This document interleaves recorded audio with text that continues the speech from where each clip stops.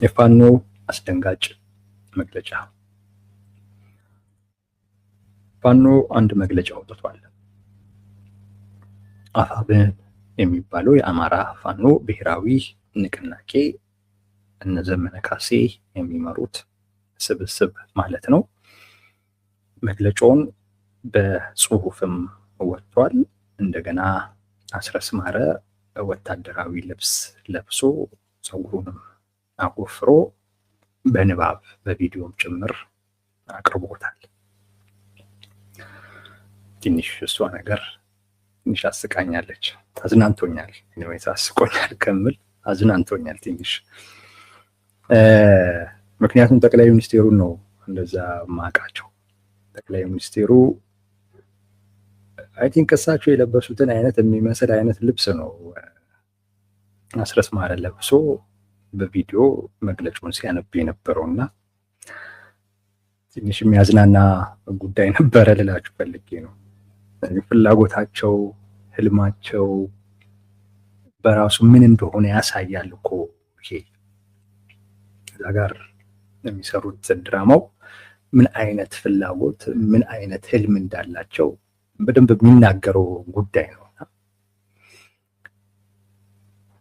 ኤኒዌይስ እሱ ፈኒ ነበረ ልላችሁ ፈልጌ ነው። በጽሁፍ አለኝ መግለጫውና እንነጋገርበታለን። መጀመሪያ ግን እንዴት እንዳዩት ልንገራችሁ። በሁለት አይነት መልኩ ነው የምናቀርበው። ለኔ እነ አስረስ በጣም ትልቅ ሪስክ ወስደዋል። ለምን? አንድ የሆነ ጉዳይ ለማሳካት ሲሉ ማለት ነው። አንድ የሆነ ጉዳይ ለማሳካት ሲሉ በጣም ትልቅ ሪስክ ወስደዋል። አንዳንዶቻችሁ አስቀድማችሁም ምርጫው መደረግ አለበት የለበትም የሚል አይነት ክርክር ውስጥ ናችሁ፣ ወይም ደግሞ እንደዛ ስታደርጉ አይቻለሁ። ሌሎችም ሰዎች ተመሳሳይ አይነት ክርክር ውስጥ ነው የነበሩት፣ ምርጫው መደረግ አለበት ወይም የለበትም የሚል።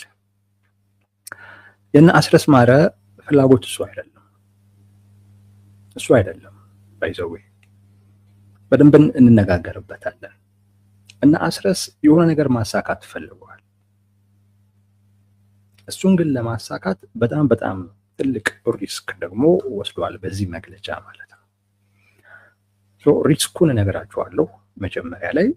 ከዛ በኋላ ግን ያንን ሪስክ ለምን እንደወሰዱ ደግሞ እንነጋገርበታለን ማለት ነው። የኔ እይታ ግን በዚህ አይነት መልኩ የተቃኘ ነው። ምርጫው መደረግ አለበት የለበትም የሚል አይደለም።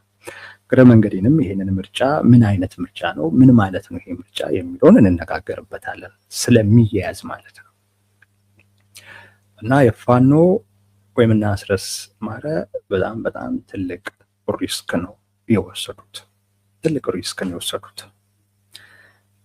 ወሳኛውን ፓርት አነብላችኋለሁኝ በደንብ እንድትይዟት። አጭርም ስለሆነች አታሰለችም እርግጠኛ ነኝ። እሷን አነብላችሁና ከዛ እንነጋገርበታለን። ዋነኛው ይህ ጨፍጫፊ አገዛዝ ይላሉ ብልጽግና ነው። ህዝብን መዋሸት፣ ማታለል፣ መካድ፣ ማስመሰል እና ጥላቻ መሰረታዊ የአገዛዝ ስልትና የባህሪዎቹ ናቸውና ምርጫን አጀንዳው ቢያደርግ ብዙም አይገርምንም ይላሉ። ምርጫን እንደ መርህ የሚያየው ዓለም አቀፉ ማህበረሰብ የአገዛዙን ባህሪ ተረድቶ ጆሮ የነፈገውን ይህን የማጭበርበር ስልት የተቋማት መሪዎች፣ የሚዲያ ሰዎች፣ የሃይማኖት አባቶች፣ ሲቪክ ማህበራት እና የፖለቲካ ፓርቲዎች ለማጀብ በሂደት ላይ መሆናቸውን ተገንዝበናል። ማለት ብልጽግና ምርጫ ስለማድረግ ቢያስብ የሚገርምን አይደለም። ሌላው ግን ይህንን ለማጀብ ማሰቡ እና እሱን መረዳታችን አስገርሞናል አይነት ነገር ነው። ይህም የአገዛዙ ጭፍጨፋ እቅድ ተባባሪነታቸውን ያሳዩበት ወይንም ከልክ ያለፈ አድርባይነታቸውን የሚያሳይ አስፈሪና አሳፋሪ ክስተት ሆኖ አግኝተነዋል ይላሉ። የአማራ ህዝብ ለተከታታይ 3 ዓመታት በግልጽ ጦርነት እየተለበለበ ባለበት ድምጻቸውን አጥፍተው አንዳንዶችም ከጨፍጫፊው ጎን ቆመው ያየናቸው አካላት ዛሬ የተለመደውን የቁማር ምርጫ እናሟሙቃለን ብለው መነሳታቸው የአማራ ህዝብ የሚያደርገውን ተጋድሎ ብቻ ሳይሆን የህዝቡን ህልውናም ጭምር የካዱ መሆናቸውን የሚያሳይ ነው። በመሆኑም ህዝብን በጅምላ ለመጨፍጨፍ የሚያስችል ሰነድ ለማግኘት በማሰብ የሚደረገውን ምርጫ የሚያጅቡ የፖለቲካ ፓርቲዎችን እና በማንኛውም መንገድ የሚያግዙ አካላት ከአገዛዙ እኩል የአማራ ህዝብ ጠላት መሆናቸውን ለማሳወቅ እንወዳለን ይላል። በመሆኑም እርምጃ እንወስድባቸዋለን ይላል። ይበቃል። አይ ቲንክ ይሄ ነው ዋናው ይሄ ነው። በዚህ የምርጫ ሂደት ውስጥ ተሳትፎ እናደርጋለን የምትሉ የፖለቲካ ፓርቲዎች፣ የሀገር ሽማግሌዎች፣ ሲቪክ ማህበራት፣ የሚዲያ ተቋማቶች ወዘተረፈ እርምጃ እንወስድባችኋለን። ልክ አገዛዙን በምናየው አይነት መልኩ ነው እናንተንም የምናያችሁ ነው። አገዛዙን እንደምንድን ነው የሚያዩት? እንደ ጭራቅ የህልውና አደጋ የአማራን ህዝብ ጨፍጫፊ አድርገው ነው የሚያዩት። እናንተም ያው ናችሁ ብለን እናያችኋለን። እሱ ላይ የወሰድን ያለነውን እርምጃ ተመሳሳዩን እናንተ ላይ እንወስዳለን ነው እያሉ ያሉት። ይሄንን ነው ትልቅ ሪስክ መውሰድ ያለው። ትልቅ ሪስክ ወስዷል። በዚህ ውስጥ ፍላጎታቸው ምን እንደሆነ እንነጋገርበታለን። ዋናው ሊያሳኩት የፈለጉት ነገር፣ ሪስኩን ግን እንነጋገርበት። ይሄ መልእክት ፖለቲካሊ ምን እያለ ነው? አፋብን ወይንም አስረስ ምን እያሉ ነው ካልን ሁለት ነገር እያሉ ነው። አንደኛው ለአማራ ህዝብ ብቸኛው አማራጭ እኛንን፣ ብቸኛው አማራጭ የኛ ነው እያሉ አንዱ ይሄ ነው። ለአማራ ህዝብ የምናቅለት እኛንን፣ ለአማራ ህዝብ የቆምነውም እኛንን። ሌላክ ዝም ብለህ ነው። ሌላ ዝም ብለህ ነው። የአማራ ህዝብ ህይወትም ለአማራ ህዝብ ህይወትም መንገድም እኛንን እያለ ነው።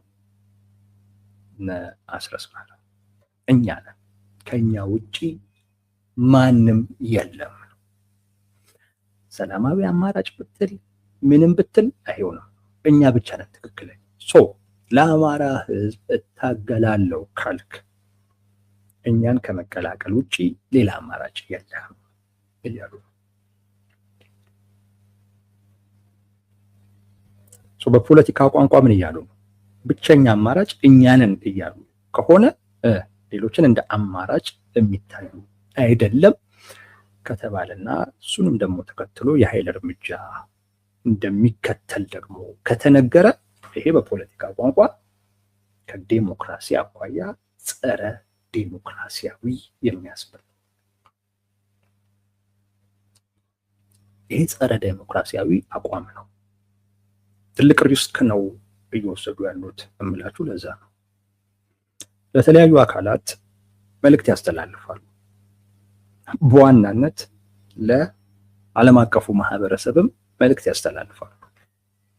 ለዓለም አቀፉ ማህበረሰብ መልእክት ሲያስተላልፉ ከጎናችን ቁም ብለውት ነው። የዓለም አቀፉ ማህበረሰብ እንዲህ አይነት አቋም ያስፈራዋል፣ ያስደነግጠዋል። ያስደነግጠዋል። በተለይ ተመልከቱ፣ ስለ ምርጫ ነው እያወራ ያለው። ስለ ምርጫ እያወራ የአማራ ህዝብ ግን አማራጭ የለውም ከኔ ውጪ እያለ ነው። ስለ ምርጫ እየተወራ ከምርጫ ጋር በተያያዘ ነው። የራሱን ምክንያቶች ገልጿል። የዓለም አቀፉ ማህበረሰብ ግን እነዛ ምክንያቶች እንዲቀሩ ትታገላለህ እንጂ እንዴት ምርጫን ብሎ ነው የሚያየው። ምርጫ ዴሞክራሲያዊ መብት ብቻ አይደለም። ምርጫ ሰብአዊ መብት ጭምር። ምርጫ ህዝብ የሚናገርበት አጋጣሚ ነው። ህዝብ እንደ ህዝብ የሚናገርበት አጋጣሚ ነው። ለዛ ነው ነፃ መሆን አለበት። ትክክለኛ ድምፁ እንዲሰማ ነው ገለልተኛ የሆነ ተቋም ሊመረው ይገባል የሚባለው። እያወራን ያለ ነው ስለ ዓለም አቀፉ ማህበረሰብ ነው። ስለኛ ተጨባጭ ሁኔታ እንመጣለን እና ዓለም አቀፉ ማህበረሰብ ምርጫን እንደዛ ነው የሚያየው። እንደዛ እንዲሆን ትታገላለህ እንጂ ምርጫ ይቅር ስትለው ግን ይደነግጣል። በጣም ነው የሚደነግጠው፣ ወይም ጥሩ ምቾት አይሰማው። ምርጫው እንዲህ አይደለም፣ ምርጫው ነፃ አይደለም፣ ገለልተኛ አካል አልመራውም ምናምን ስትል በደንብ ይሰማሃል። ምናልባት ተጨባጭ የሆኑ ነገሮችም ካቀረብክ ከጎንህም ሊቆም ይችላል፣ ሊያግዝህም ይችላል። ነገር ግን ምርጫው ግን መቅረት ነው ያለበት፣ በፍጹም ምርጫ አይደረግም ግን ስትለው ክው ነው የሚለው የዓለም አቀፉ ማህበረሰብ። በተለይ ምዕራባውያን ፋኖ ካለው ፍላጎት አኳያ 4 ኪሎ የመግባት ፍላጎት እንዳላቸው ደጋግሞ ስለተናገሩ ይሄ የዓለም አቀፉ ማህበረሰብ ድጋፍ በእጅጉ ያስፈልጋቸዋል። በነገራችን ላይ ምርጫ መደረግ የለበትም ብሎ ከሚደሰተው ሞብ ይልቅ በጣም የሚያስፈልጋቸው ለፍላጎታቸው የዓለም አቀፉ ማህበረሰብ ድጋፍ ነው፣ የነሱ ትብብር ነው የሚያስፈልጋቸው። ሪስክ ወስደዋል እምላችሁ ለዛ ነው።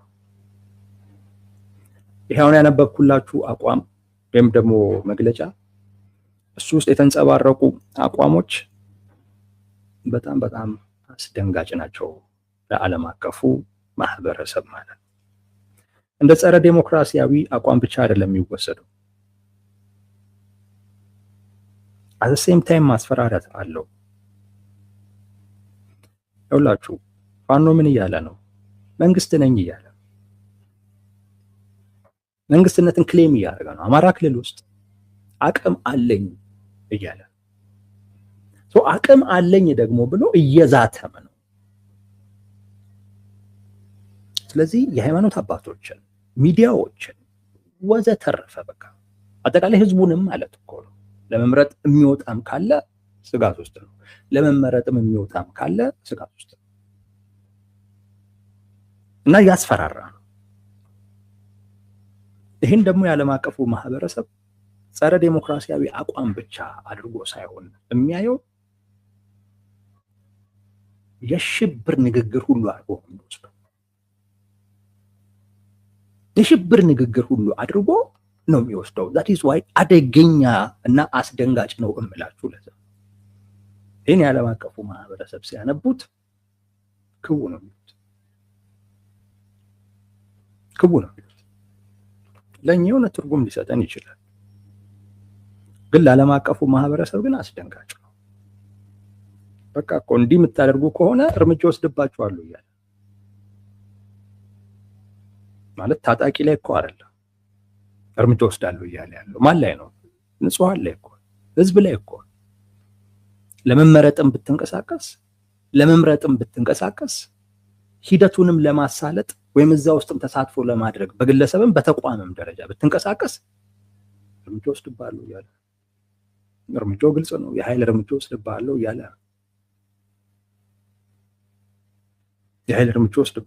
ነው። ይህ አስደንጋጭ ነው። ምናልባት እንደው ታዛቢ ቢኖርስ? ብዙ ጊዜ የፈለገ ቢሆን አምባገነኖች ምርጫ ሲያደርጉ በተለይ ቁጥጥር እንዳላቸው ሲያምኑ ውጤቱን ለመገመት የሚያስችል ተጨባጭ የሆኑ ነገሮችን በበቂ ሁኔታ መስራታቸውን እርግጠኛ ሲሆኑ የውጭ ታዛቢዎችን ይጠራሉ። አሁን በዚህ የምርጫ ሂደት ውስጥ ማንም ሰው ብልጽግና ይሸነፋል ብሎ የሚያስብ የለም። ማንም ጠቅላይ ሚኒስቴሩ ውጤቱ አስቀድሞ የታወቀ መሆኑ ስለገባቸው በዚህ ሂደት ተቃዋሚዎች ራሳቸውን እንዳያገሉ ድለላ ነው ያዙት። ወንበርን ሰጣችኋልና አታስቡ የሚል አይነት ድለላ ውስጥ ናቸው። ያቺን ወንበር ለማግኘት ተቃዋሚ የሚሳተፈው እንጂ ያሸንፋለሁ ብሎ አምኖበትም አይደለም።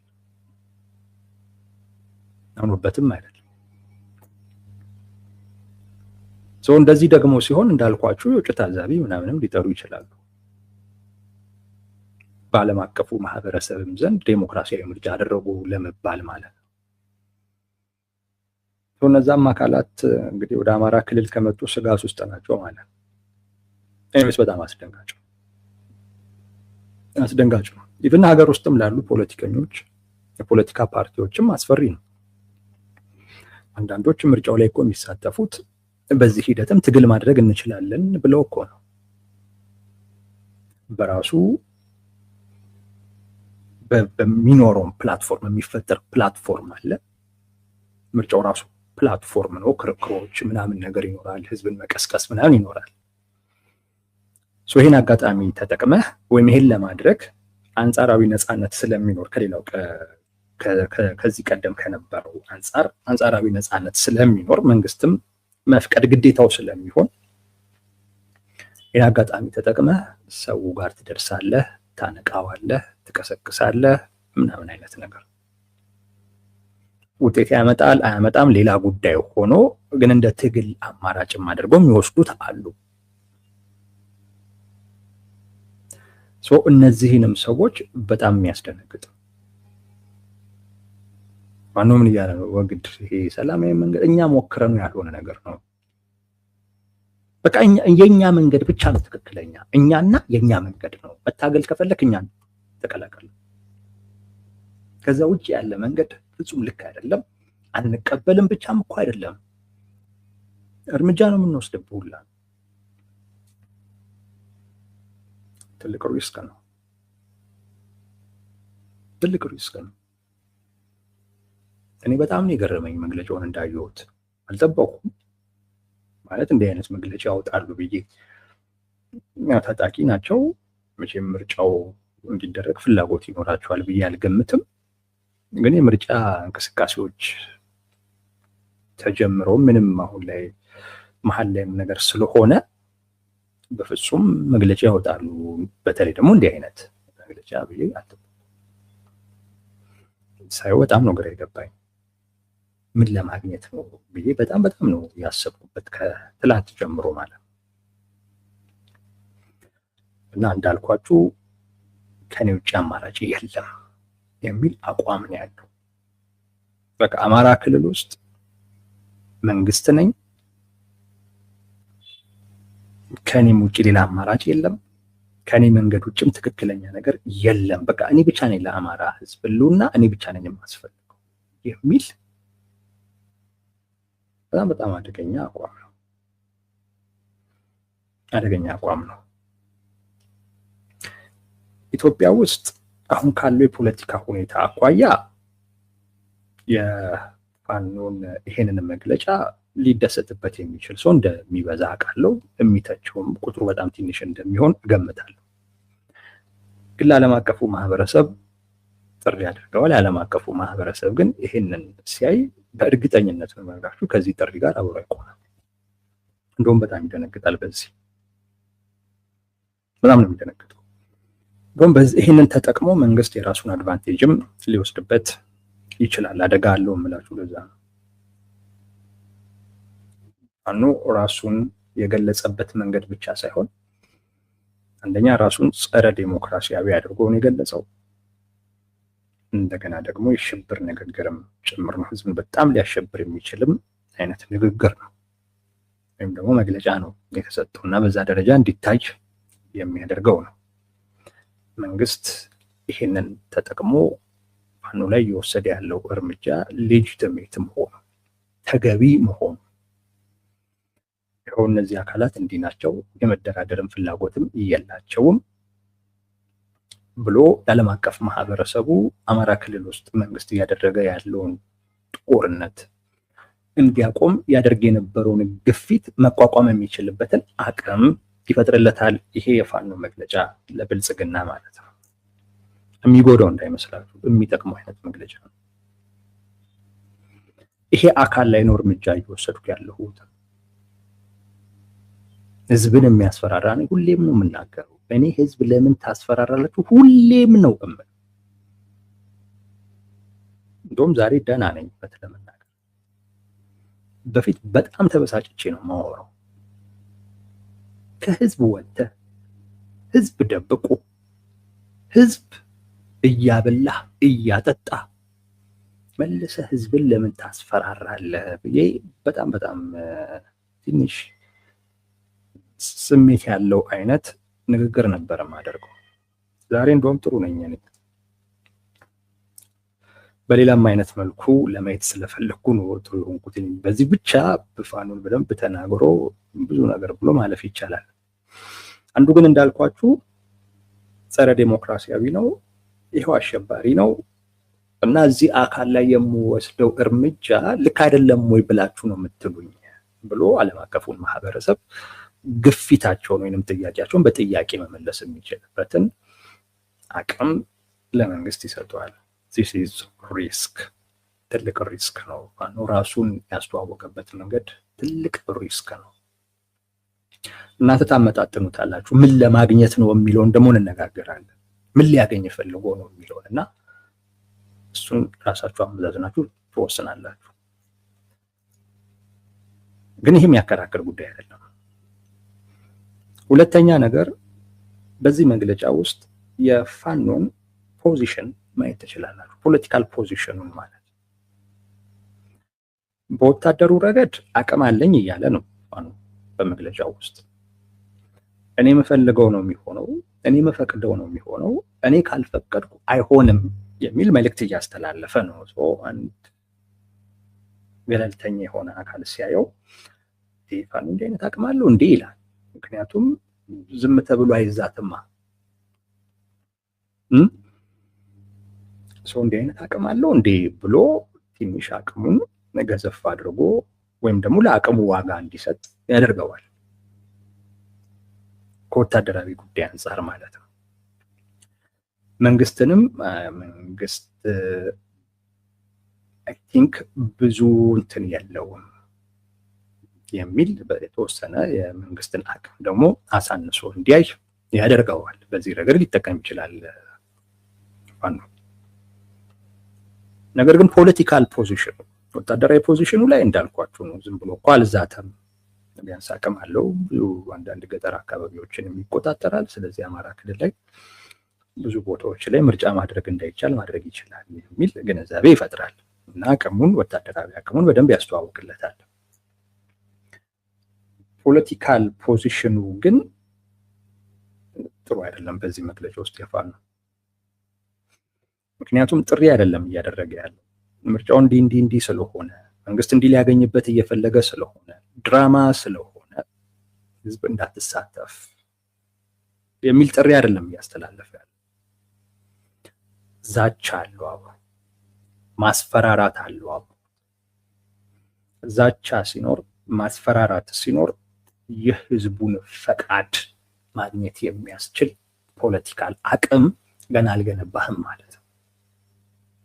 አያ አሁንም ህዝቡ ያንተን ፍላጎት ፈቃድ እንዲያከናውን የምትፈልገው በምንድን ነው? በኃይል ነው። ዘሴም መንግስት እንደሚያደርገው አንድ አምባገነን መንግስት የሚያደርገውን አይነት ነገር ነው አንተ እያደረግክ ያለው። መንግስት በኃይል የሚፈልገውን ነገር ያደርጋል፣ ያስደርጋል። ቅቡልነት የለውም የምንለው እኮ መንግስት እኮ የሚፈልገውን ነገር እያደረገ ስላልሆነ እኮ አይደለም፣ እያደረገ እኮ ነው። ብልጽግና እኮ የሚፈልገውን ነገር እያደረገ ነው። ቅቡልነት የለውም የምንለው የህዝቡ ፈቃድ ከሱ ጋር እንዳልሆነ ስለምናውቅ። ፋኖም የአማራ ህዝብ ፈቃዱ ከፋኖ ጋር ቢሆን መዛት ማስፈራራት ያስፈልጋል። ፋኖ መዛት ውስጥ ማስፈራራት ውስጥ የገባበት ዋነኛው ምክንያት ተው ቢል እሺ ብሎ የሚተውለት በቂ የሆነ ኃይል ወይም በቂ የሆነ ማህበረሰብ የለም የሚል ስጋት አለው። እዛ ነው ብዙ ጊዜ የሚያስፈራራው። ማስፈራራቱ ጎጂነቱ እሱ ነው። ያለህበትን የፖለቲካ ፖዚሽን ያሳያል። ህዝቡ ካንተ ጋር ከሆነ ጥሪ ብቻ ማድረግ በቂ ነው። ጥሪ ብቻ ማድረግ በቂ ነው። ይሰማሃል፣ ይቀበላል። ማስፈራራት ውስጥ ግን ከገባህ መሳሪያ ስለታጠቅ እያስፈራራህ እንዳይወጣ ምናምን ፈልግሃል ማለት ነውና ፖለቲካሊ ፖዚሽንህ ጥሩ አይደለም። ጥሩ አይደለም። በእርግጥ ወታደራዊ አቅም አለኝ እያልክ ቢሆንም ነገር ግን በፖለቲካ ረገድ ገና እንዳልሰራ ህዝቡ አንተን ሰምቶ በፈቃዱ ያንተን ፍላጎት የሚያከናውንበት አይነት ደረጃ ላይ አለመድረስህን ሁሉ የሚያሳይ ነው ማለት ነው። ወይም የአይነት መተማመን የለህም አንተም ውስጥ የሚለውን በደንብ የሚናገር ነውና ሪስክ አለው የምላችሁ ለዛ። ፋኖ አማራ ክልል ውስጥ ያለበትን ፖለቲካል ፖዚሽን ያሳያል። አንድ ሁለተኛ ለመንግስት በጣም ራሱን አመቻችቶ አቅርቧል በዓለም አቀፉ ማህበረሰብ ዘንድ ነው። አሁን አንዳንድ ሰዎች ሊኖሩ ይችላሉ ምን አገባው የዓለም አቀፍ ማህበረሰብ ዋናው ህዝቡ ነው ምናምን የሚል ነገር ታነሱ ትችሉ ይሆናል። የፋኖ እንቅስቃሴ ላይ የአይነት ነገር አያለው። ግን ወዳጅ ስልጣኑን ልትይዝ የምትችለው ዓለም አቀፉን ማህበረሰብ ድጋፍም ጭምር ስታገኝ ነውና በህዝብ ድጋፍ በህዝብ ተቃውሞ ወረደ መንግስት አለ። ግን በህዝብ ድጋፍ የመጣ መንግስት ግን ኢትዮጵያ ውስጥ ያለ አይመስለኝም። የለም። በህዝብ ተቃውሞ ግን የወረዱ መንግስታቶች አሉ። ለመምጣት ግን አማራጭ ሆነ ግን ለመገኘት ምንም ጥያቄ የለውም። የዓለም አቀፉ ማህበረሰብ እንዲተማመንብህ ማድረግ ይጠበቅብሃልና አሁን ይሄ ፋኖ የሰጠው መግለጫ አንድ እነሱ ታጣቂዎችን ተቃዋሚዎችን የሚያዩበት መንገድ ምንድነው መሰላችሁ? አፍሪካ ውስጥ ታዳጊ ሀገራት ያሉት መንግስታቶች አምባገነን ናቸው ብሎ ነው የሚያስቡት። እና እነዚህ ታጣቂዎችን ወይም ደግሞ ተቃውሞ እንቅስቃሴ የሚያደርጉ አካላቶችን ሚዛን አስጠባቂ እኔ ዴሞክራሲ ኃይልም ሁሉ አድርገው ነው የሚያዩዋቸው። የዴሞክራሲ ኃይል ሁሉ አድርገው ነው የሚያዩዋቸው። ፋኖ ግን እንደዛ አይነት ኃይል እንዳልሆነ ትግሉም ለዛ እንዳልሆነ በሚያስመስሉ አይነት መልኩ ራሱን ገልጧል። ይሄ ለመንግስት እንዲመቻች ያደረገው ይመስለኛል። ትልቅ ሪስክ ነው። ትልቅ ሪስክ ወስዷል። ለምን ወሰደ ነው ይሄንን ሪስክ ለምን ወሰደ የሚለው ዋናው ጉዳይ እሱ ነው። ስለ ምርጫው እንድናወራ የሚያደርገን ማለት ነው። ምርጫውን የሚያይበት መንገድ ነው። ወይም ምርጫው እንዴት ነው የሚታየው ኢትዮጵያ ውስጥ የአሁኑ ምርጫ በትክክል መንግስት በዓለም አቀፉ ማህበረሰብ ዘንድ ፋኖች እንደሚሉት ቅቡል ለመሆን እሱን ለማሳየት ነው ወይ ማለት በምርጫ የመጣ መንግስት ነው ለመባል ነው ወይ ተጨማሪ 5 ዓመት ለመቀጠል ነው ወይ? በነገራችን ላይ አንዳንዶች ይሄን ሲሉ አይቻለሁ። ብልጽግና ራሱን ፋኖ ይላል እንጂ ተጨማሪ ጊዜ እንዲሰጠው ሊያደርጉ ምናምን ነገር መጀመሪያ ተሰጥቶታል እንዴ? እንደዛ ያላችሁ ነው እንዴ? ይሄ እኮ ማለት አሁን እስካሁን የቆየበትን 5 ዓመት ሰተነዋል አይነት ነገር እኮ ነው።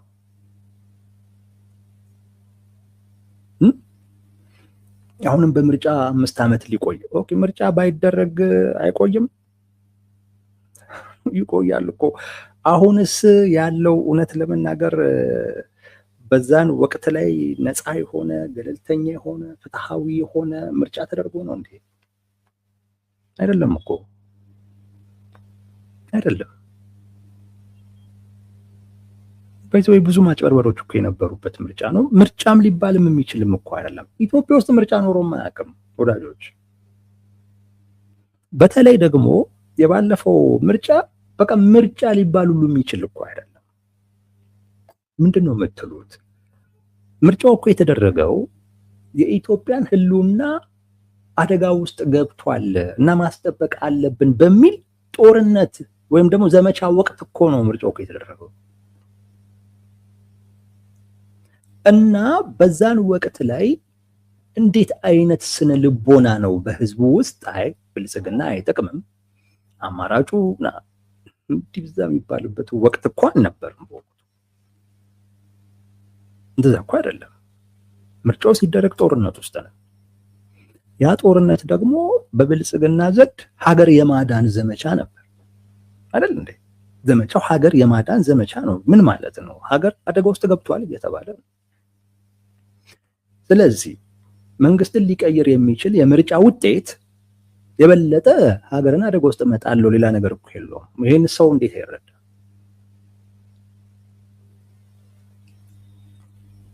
አንደኛ ራሱ ብልጽግናም ውጤቱን እሱን የሚቀይር አይነት ውጤት ከሆነ እንደማይቀበለው እየነገረህ ነው እግረ መንገዱ ነው። ምክንያቱም ሀገር የማዳን ዘመቻ ላይ ነው። እዛ ዘመቻ ላይ ሆኖ በምርጫ ወድቀሃል እና ተቀየር ብትለው ይቶ ነው ሊቀየር የሚችለው? በፍጹም አይሆን ጉዳይ ነው። ምርጫ እና ሰላምና መረጋጋት በጣም የተያያዙ ጉዳዮች ናቸው። በጣም የተያያዙ ጉዳዮች ናቸው። ምርጫው ነፃ መሆን አለበት ሲባል በስነ ልቦናም ደረጃ ነው ነፃ መሆን ያለበት። ለምን ይመስላችኋል የምርጫ ክርክር የሚደረገው? ነፃ ሆነ እኮ እንድትመርጥ እኮ ነው አይደለም? ነገር ግን ሰላም ከሌለ፣ መረጋጋት ከሌለ፣ ያም ሰላምና መረጋጋት ደግሞ ለአገር ህልውና አደጋ ነው እየተባልክ በዛን ሰዓት ላይ እንዴት ነፃ በሆነ አይነት አእምሮ አማራጮችን ልታይ ትችላለህ? ልታይ አትችልም። እና ምርጫው ነፃ መሆን አለበት ሲባል በስነ ልቦናም ደረጃ ነው። ስለዚህ ሰላም፣ መረጋጋት በጣም ቁልፍና ወሳኝ ጉዳይ ነው። ቁልፍና ወሳኝ ጉዳይ ነው። አንድ ሁለተኛ፣ ምርጫውም ራሱ ደግሞ ያንን ነው ማምጣት የሚፈልገው። ሰላምን መረጋጋትን የማያመጣ ምርጫ አይደለም። ምርጫ አይደለም። ያሁኑ ምርጫ እንደዛ አይደለም። ይህ ባለፈውም ምርጫ የሚባል አይነትም አይደለም። ይህን ማወቅ ያስፈልጋል። እና አሁን በዚህ ምርጫ እንደገና ተጨማሪ 5 ዓመት ሊሰጠው አማራን የሚጨፈጭፍበት ያን ያስተሰጥቶት ነው። ያንን እኮ ተሰጥቶት እኮ አይደለም። አሁንም አልሰጠውም ብትል የሚቀጥልበት የራሱ መንገድ አለው። ምንም ችግር የለውም። ምርጫውን ማራዘም ይቻላል። ሌሎችም መንገዶችም ዞሮ አገዛዝ ብለህ እየጠራኸው ነው፣ አምባገነን እያልከው ነው። ስለዚህ በዙ አይነት መንገድ እኮ ይቀጥላል። የግድ ምርጫ እኮ ማድረግ ግዴታ አይደለም። ግን ኢትዮጵያ ውስጥ የተለመደ ጉዳይ ስለሆነ ዓለም አቀፉ ማህበረሰብም ያንን ስለሚጠብቅ እንደው ለይስሙላ ይደረጋል እንጂ ኢትዮጵያ ውስጥ እኮ የሚደረጉ ምርጫ እኮ ምርጫ አይደለም። እርስ በርስ እየተዋጋ ለዚያውም የሀገርን ህልውና አደጋ ውስጥ የሚጥል አይነት ውጊያ ውስጥና ቅልጥ ያለ ጦርነት ውስጥ ገብተህ ምርጫ የለም። መንግስት ሀገር እያዳንኩኝ ነው እያለህ አይ ኖ እና ተቀየር ብለህ እንደዚህ አይነት ነገር አለ እንዴ? የለም እኮ የሚቀየርበት ወቅት እኮ አለ። የእግር ኳስ ጨዋታ ላይ ራሱ እኮ በደንብ እያጠቃህ ባለበት ሰዓት ላይ እኮ እና ተቀየር እኮ አትልም። ትንሽ ክፍተት ነገር እኮ ማየት ትፈልጋለህ።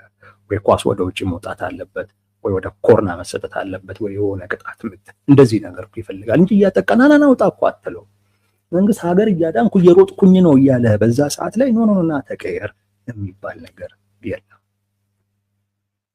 ስለዚህ ጊዜ ምርጫ ነበር። ከዛ ውጪ ገለልተኛ የሆነ ተቋምም የለም። ጆሴፍ ስታሊን የሚለው ነገር አለ። በምርጫ ወቅት ወሳኙ መራጩ ሳይሆን ቆጣሪው። ወሳኙ ቆጣሪው ነው፣ መራጩ አይደለም። ማንንም ልትመርጥ ትችላለህ፣ ግን አቆጣጠሩ ነው የሚወሰነው። ማን ነው የሚቆጥረው? ቆጣሪው ገለልተኛ ካልሆነ ምርጫ ሊባል የሚችል ጉዳይ አይደለም። የአሁኑ ምርጫ እንደዚህ እንደማይሆን ግልጽ ነው። ይሄ የፋኖ መግለጫ ምርጫው እንዴት እንደሚታይ በደንብ የሚያሳይ ነው። መንግስት በዓለም አቀፉ ማህበረሰብ ቅቡል ለመሆን ምናምን ኦኬ የሆነ 5 ዓመት ለመቀጠል ሊኖሩ ይችላሉ። ግን ዋነኛው ፍላጎቱ ግን ምንድን ነው? ያ ዋነኛ የመንግስት ፍላጎት ነው። በነገራችን ላይ ፋኖ ይሄንን መግለጫ ለመስጠት እና ይሄንን ሪስክ ቅድም ያልኳቸውን ሪስክ ለመውሰድ እንዲደፍር ያደረገው እሱ ይመስለኛል። የመንግስት ዋነኛው ፍላጎት በሀገሪቱ ውስጥ ቁጥጥር አለኝ የሚለውን ማሳየት። ይሄ ምርጫ ከዚህ ቀደምም ነግሬያችኋለሁ፣ የኃይል ሚዛን መለካቻ ምርጫ ነው፣ ሌላ አይደለም። በቲቪ ምናምን የምታዩት ክርክር ተውት፣ እሱ ዝም ብሎ ነው። ዋነኛው ነገር የኃይል ሚዛን መለካኪያ ነው። መንግስት ለዓለም አቀፉ ማህበረሰብ በምርጫ የመጣውን የሚለውን ሳይሆን ማሳየት የሚፈልገው በሀገሪቱ ውስጥ ቁጥጥር አለኝ መንግስት ነኝ የሚለውን መናገር ነው የፈለገው በዚህ የምርጫ አጋጣሚ።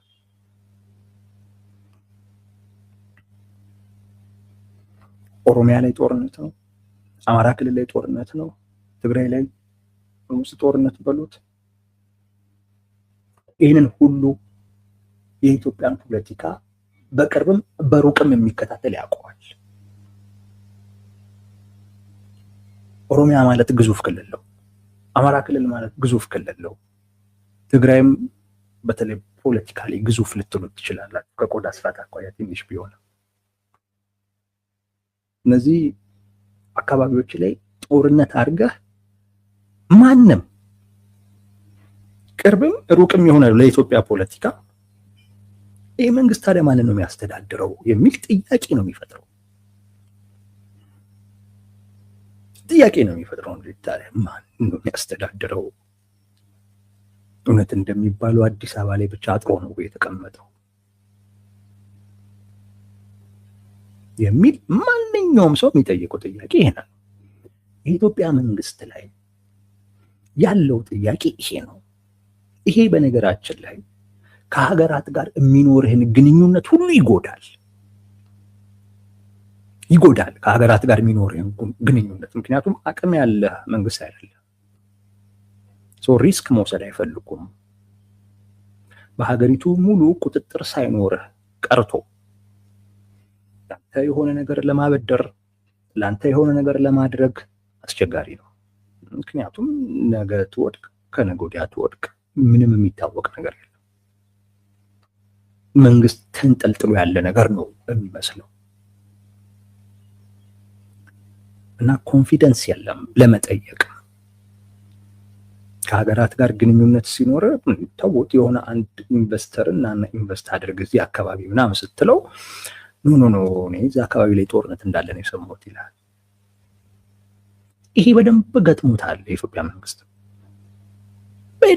በደንብ ገጥሞታል። በዚህ የምርጫ አጋጣሚ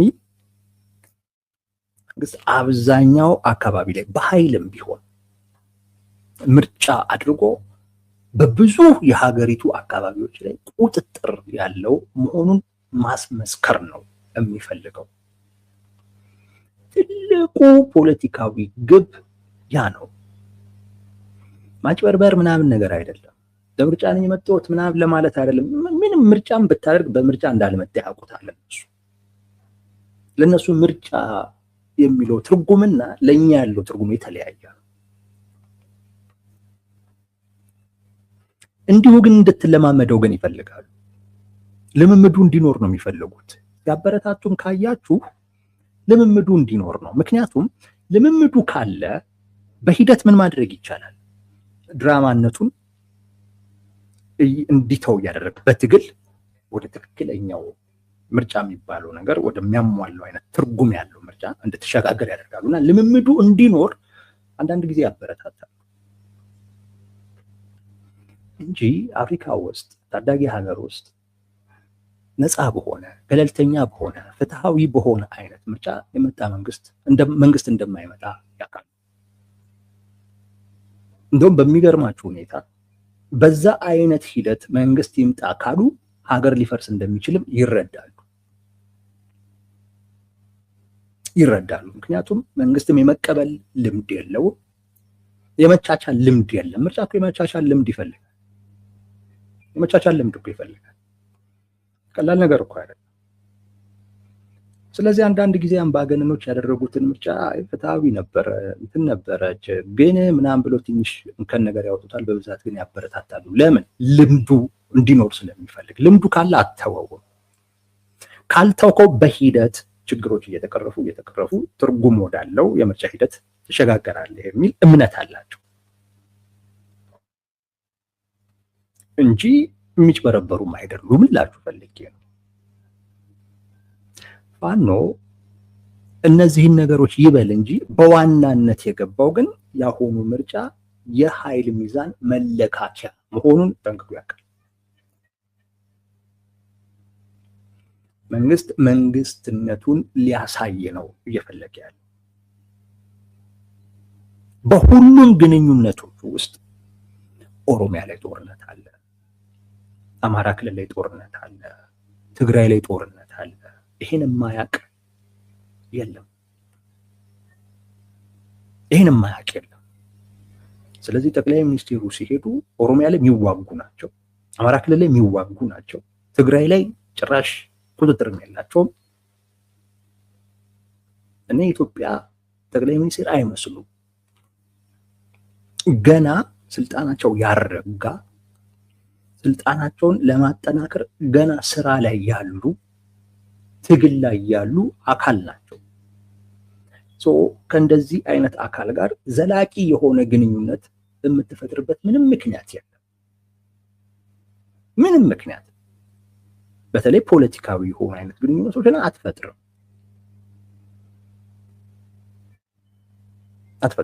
በነገራችን ላይ አሁን በብልጽግና ሳይድ የሀገራቶችን መምጣት መሄድ፣ ለምሳሌ ዛሬ ፑቲን ከጠቅላይ ሚኒስትሩ ጋር ደውለው ተነጋግረዋል። ይህን እንደ የዲፕሎማሲ ስኬት አድርጎ ሲቆጥሩ ታያለው። ኖ ያላቸው ሀገራቶች ሞኞች አይደሉም። ገና ስልጣኑን ለማደላደል እየታገለ ካለ አካል ጋር ዛትማች ጥብቅ ያለ ግንኙነት አይፈጥሩም። እንደዚህ አይነት ግንኙነት አይፈጥሩም።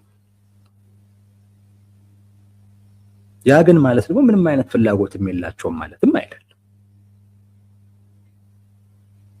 ኢትዮጵያ እንደዚህም ሆና አካባቢው ላይ ተጽዕኖ ፈጣሪ ነች። እንደዚህም ሆና ነግሬያቸዋለሁ፣ በዛ መለካት የለበትም ብዬ። ኢትዮጵያ በኢህአዴግም ጊዜ በብልጽግናም ጊዜ አካባቢው ላይ ተጽዕኖ ፈጣሪ ነች። ያ ተጽዕኖ ፈጣሪነቷ የመጣው መንግስታቶቹ ከሚከተሉት የውጭ ጉዳይ ፖሊሲ ወይም ካላቸው የዲፕሎማሲ ብቃት ጋር የተያያዘ አይደለም። ከዛ ጋር የተያያዘ አይደለም። ሀገሪቱ ራሱ የቆዳ ስፋቷ፣ ህዝቧ፣ ታሪኳ፣ ጂኦግራፊካል አቀማመጧ፣ እነዚህ ነገሮች በራሱ ተፈላጊ ያደርጓል። የመንግስትነት ልምድ ያላት መሆኗ፣ እነዚህ ነገሮች በሙሉ ተፈላጊ ያደርጓታል። ከዛ ውጪ ደግሞ ጎረቤቶቻችን ከኛም ይባሱ መሆናል፣ ከኛም ስለማይሸር እንዲሁም አማራጭ ነን ነው የምላቸው። እንዲሁም አማራጭ ነን። ማንም ከላይ ቢቀመጥ መንግስታቶች ይመጣሉ፣ ይሄዳሉ፣ ይደውላሉ፣ ያወራሉ ምናምን። ኢትዮጵያ እንዲሁም ተመራጭ ነች። የአሁኑ ጠቅላይ ሚኒስቴር ግን እንዳልኳችሁ ኦሮሚያም ላይ የሚዋጉ ናቸው፣ አማራም ክልል ላይ የሚዋጉ ናቸው፣ ትግራይም ላይ በጣም አሁንም ሊዋጉ እየተቃረቡ ያሉ ናቸው፣ ተዋግቶም የነበሩ ናቸው። አሸናፊነታቸውንም ያረጋገጡም አይደሉም ትግራይም ላይ። ምክንያቱም የእሳቸው ፕሬዘንስ የለም ትግራይ ውስጥ፣ ፕሬዘንሳቸው የለም። ስለዚህ የሆነ አሸናፊነታቸው የተረጋገጠ ነገር አይደለም። ይሄንን ምርጫ ያን በሁሉም አካባቢዎች ላይ ቁጥጥር አለኝ የሚለውን ለማሳየት ይጠቀሙበታል።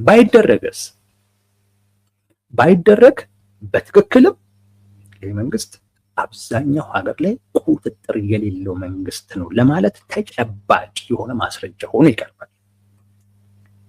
ተጨባጭ የሆነ ማስረጃ ማለት። ከዛ በኋላ ያንን ግንዛቤ ለመቀየር መስራት በጣም አድካሚ ነው። በጣም አድካሚ ነው። ኦሮሚያ ላይ ምርጫ ማድረግ አልቻልኩም። አማራ ክልል ላይ ምርጫ ማድረግ አልቻልኩም። ኦሮሚያ ላይ ምርጫ ማድረግ ትግራይ ላይ ምርጫ ማድረግ አልቻልኩም።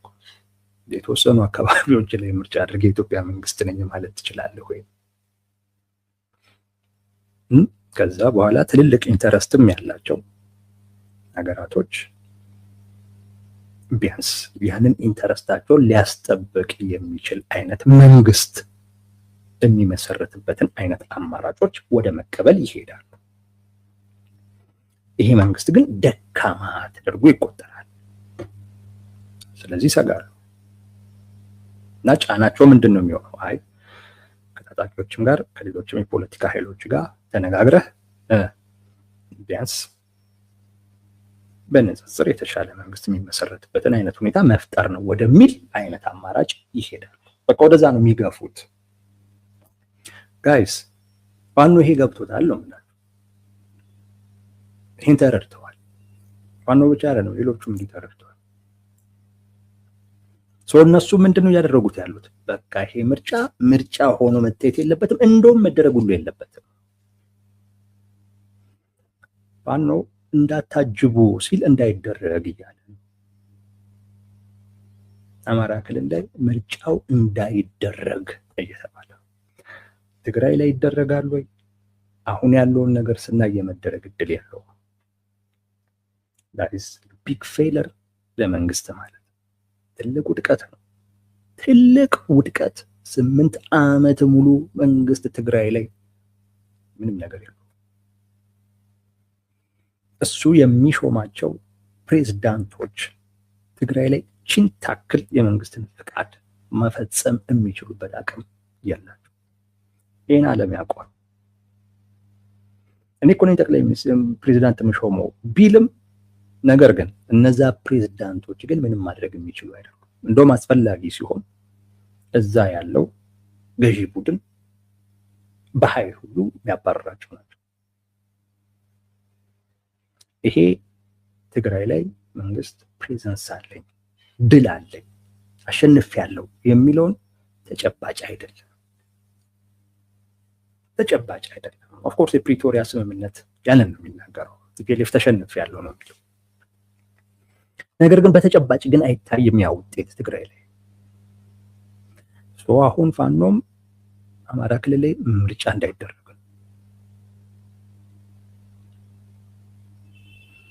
ኦላም ኦሮሚያ ክልል ላይ ምርጫ እንዳይደረግ ማድረግ ቢችል አስቡት። ከዛ በኋላ እና አሜሪካም በቃ ኢትዮጵያ ላይ ተጽዕኖ አላቸው የሚባሉ ሀገራቶች በሙሉ ይህንን መንግስት ኖ አሁን የሽግግር መንግስት መመስረት አማራጭ የሌለው ጉዳይ ነው መባሉ አይቀርም። ነገሮች ወደዛ መገፋታቸው አይቀርም። ለፋኖ ትልቁ ጉዳዩ ነው ይመስለኛል። ለዛ ነው ቅድም ያልኳችሁን አይነት በጸረ ዴሞክራሲነት ልብታይም ልታይ እንደ አሸባሪም ልወሰድ ግን አስፈራርቼም ቢሆን ባለኝ አቅም ምርጫ እንዳይደረግ አማራ ክልል ላይ ማድረግ አለብኝ ብሎ የገባበት ምክንያት ይሄ ይመስለኛል። ካልሆነ ምንም ትርጉም አይሰጥም። ይሄ ካልሆነ ምንም ትርጉም አይሰጥም። ይሄ ካልሆነ ብሽሽቅ ነው። ትርጉም ሊኖረው የሚችለው ትርጉም ሊሰጥ የሚችለው ከዚህ ጋር ብቻ ተያይዞ ወይም ከዚህ አይነት ትንታኔ ከመነጨ ብቻ እና እኔ ዝም ብለው እንዲህ አይነት ሪስክ ወሰዱ ብዬ ለመገመት ቸገረኝ።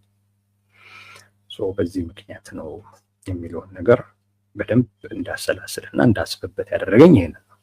ለመንግስትም ለታጣቂዎቹም ከፊት ለፊታችን ያለው ምርጫ በጣም በጣም ወሳኝ አጋጣሚ ነው። ኃይላቸውን የሚያሳዩበት፣ ኃይላቸውን የሚለካኩበት ጉዳይ ነው።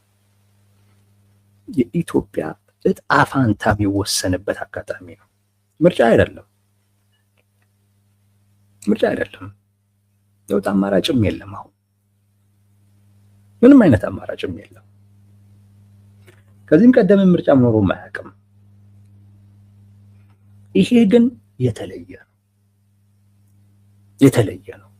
አሁን ይህንን ምርጫ የማየው በዚህ መልኩ መንግስት ያደርግ ይሆን ወይንስ ታጣቂዎቹ አብዛኛው ቦታ ላይ መንግስት ምርጫ እንዳያደርግ ማድረግ ይችሉ ይሆን? ያን ከቻሉ ይሄ መንግስት ሆኖ የሚቀጥልበት ምንም አይነት ምክንያት የለም። የትኛውም አካል ከታጣቂዎቹ ጋር ተግባባ ብሎ የሚገፋው ነው የሚሆነው። አጠቃላይ ከሀገራቶች ጋር ያለው ግንኙነትም የሚበላሽበት ነው የሚሆነው። ምክንያቱም አቅሙ ታይቷል፣ ቁጥጥር ያለው በኢትዮጵያ ውስጥ ኢንቨስት ማድረግ ከባድ ነው። ከኢትዮጵያ ጋር ከኢትዮጵያ መንግስት ጋር መስራት ሪስክ አለው። ሁሉም ወደኋላ ማለቱ የማይቀር ፋኖ ይሄንን አይነት ሁኔታ የመፍጠር ፍላጎት አለው። ከዛ ፍላጎቱ በመነጨ ነው እንግዲህ ብዙዎቹም የሃይማኖት አባት በሉት ምናምን በሉት ወጧትና ብሎ ወደ ማስፈራራት የደረሰው በዚህ ምክንያት ይመስላል። አመዛዝኑት የወሰደው ሪስክ እና በዚህም ደግሞ አገኘዋለሁ ብሎ ያሰላው ውጤት አመዛዝኑትና ፋኖ የቱ ጋር ነው ያለው? ወደ ትርፍ ነው ወደ ኪሳራ ጎዳና ነው የሚለውን ለእናንተ ልቶ የሆነ ወዳጆች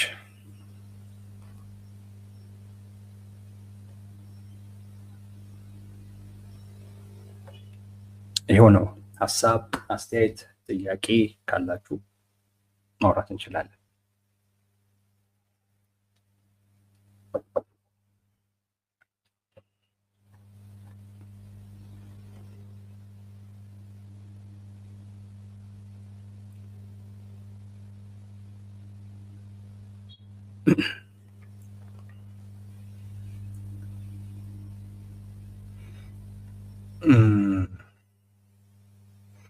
ቴዲ አንተ እንደምትለው ብልጽግና የፋኖን መግለጫ እንደሚጠቀመው ካወቀ ለምን ፌስቡክ አካውንት እያስቀጣ መግለጫውን የማጥፋት ዘመቻ ከፈተ? ይህስም ዘመቻ መክፈቱን ማላውቀው። መግለጫው ድንብርብሩን አውጥቶታል። ፋኖም ትክክለኛና ወቅቱን የጠበቀ ወሳኝ መግለጫ ነው የወጣው። ጥሩ ሀሳብ አስተያየት የአበራ ሀሳብና አስተያየት ነው። ሙሌ ምትኩ ቴዲ ምን እያልክ ነው? ጸረ ዴሞክራሲ ነው ስትል ብልጽግና ዴሞክራሲያዊ ነው ወይ? አይ ፋኖ ይህንን ያወጣው መግለጫ ጸረ ዴሞክራሲያዊ መግለጫ ነው ስል ብልጽግና ዴሞክራሲያዊ ነው ማለት አይደለም። ለምን እንደዛ ትረዱታላችሁ? እንደዛ ማለት አይደለም። እንደዛ ማለት አይደለም። እዚህ እኮ የተናገርኩ እኮ ነው። ብልጽግና አምባገነን ነው። ከዚህ ቀደምም ያደረገው ምርጫ እኮ ምርጫ አይደለም። እንደውም ፋኖ ተጨማሪ 5 ዓመት አማራን የሚጨፈጨፍበት ጊዜ ልንሰጠው አይገባም ሲሉ ሁሉ ገርሞናል። ከዚህ ቀደም ሰጥተውት ነው ወይ ብለን እኮ እያነሳን ነው። እና ብልጽግና ዴሞክራሲያዊ ነው እያልን አይደለም። ዴሞክራሲያዊ አይደለም። ግን ደግሞ ብልጽግና ዴሞክራሲያዊ አይደለም ደግሞ ስንል ፋኖ ነው ማለት ደግሞ አይደለም። እነዛም ማለትም አይደለም። ሁለቱም አይደሉም ወዳጄ ሙሌ።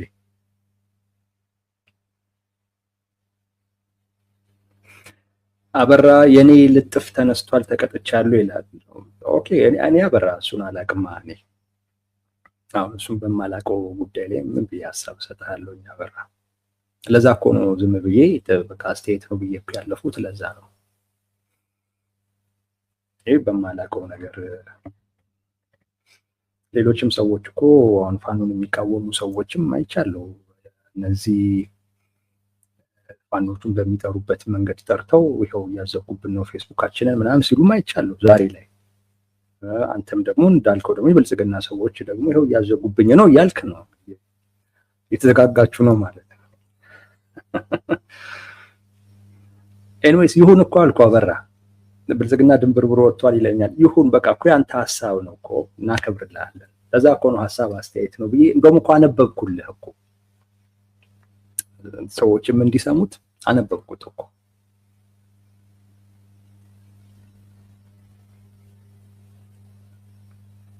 ቴዲ መንግስት እኮ በይቅርታ እንጂ በድርድር ሰላም አልፈልግም ብሏል። አንተ ብልጽግናን የማውረጃ ሌላ መንገድ አለ የምትል ከሆነ እስቲ ንገረን። ኦኬ ዛሬ እኔ ብልጽግናን የማውረጃው መንገድ ይሄ ነው ይሄ አይደለም እንደዛ እንኳን አላልኩም። ግን ፋኖ ትክክለኛው መንገድ የኔ ብቻ ነው እያለ ነው ያልኩት።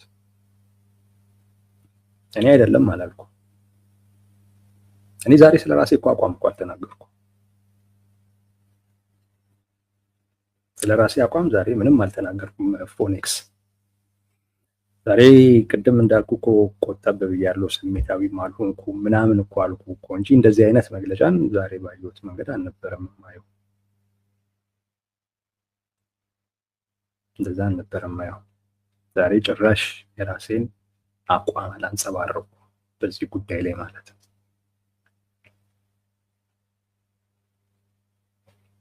እንደዛ ውሰደው ፎኔክስ። አንተ ብልጽግናን ማውረጃ ሌላ መንገድ አለ የምትል ከሆነ እስቲ ንገረን ነው የሚለኝ። እንግዲህ እስቲ ይሄንንም በዚህም መንገድ እስቲ ሲያወርዱት እንይ። ስንት ዓመታቸው ነው አሁን ራሱ? እንግዲህ እስቲ እንይና ካዋጣ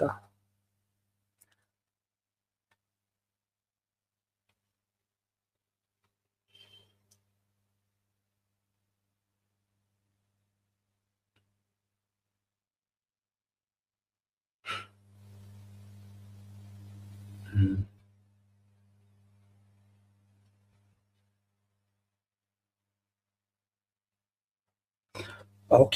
ደሳለኝ ጫኔ ከምርጫው ጋር የድል ፋና ከምርጫው ራሱን ቀድሞ ማግለሉ ከአሁኑ የፋኖ መግለጫ ጋር እንዴት ታየዋለህ?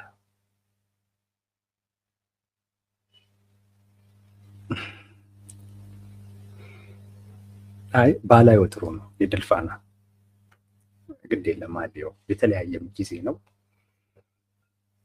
ዶክተር ደሳለኝ ጫኔ በራሰቡ ምክንያት ከምርጫው ራሱን አግልሏል። ፋኖ ደግሞ በራሱ ምክንያት ምርጫ አማራ ክልል መደረግ የለበትም እያለ ነው ያለውና ባናገናኘው ጥሩ ነው። እናገናኘው ብንል የሚገናኝበት ነገር ይኖራል፣ አይጠቅምም ብዬ ነው።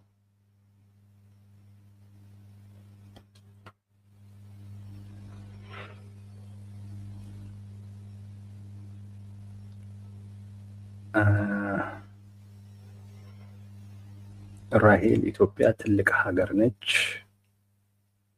መንግስት በግልጽ የህዝብን ድምፅ ማፈን አይችልም። ያን የሚያደርግ ከሆነ እንደ 97 ነው የሚሆነው። ይሄ የራሄል ሀሳብ ነው። እኛ ደግሞ እያለን ያለ ነው ከናካቴው ምርጫ አይደለም።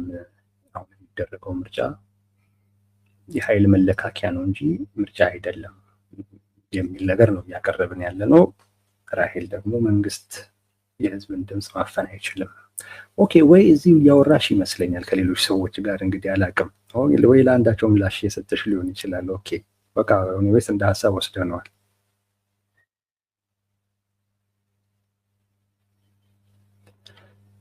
የኢትዮጵያውያን መተባበር መንግስትን ለመጣል አያስችልም ትላለህ ወይ?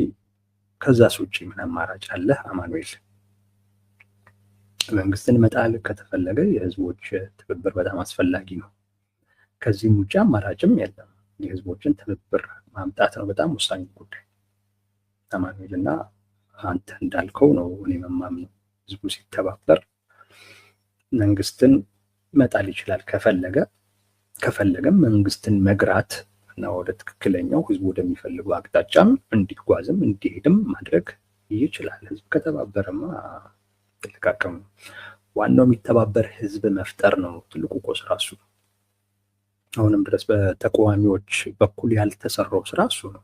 ህዝብን ማስተባበር በአንድ ጉዳይ ላይ በራሱ በፍላጎቱ በጥቅሙ ላይ በጋራ ጉዳዩ ላይ እንዲተባበር ማድረግ እኮ ነው አሁን ራሱ ያልተቻለው። እና እሱማ ቢቻል እንዳልከው መንግስትን መጣልም ብቻም ሳይሆን መግራት፣ መጣልም ላይ ያስፈልግ ይችላል። መግራት እና ደግሞ በትክክለኛው ሂደት ደግሞ መቀየርም የሚቻልበትን ሁኔታ ሁሉ መፍጠር ይቻላል። አማኑኤል አምናለሁ፣ እንደዛ ነው ማምነው።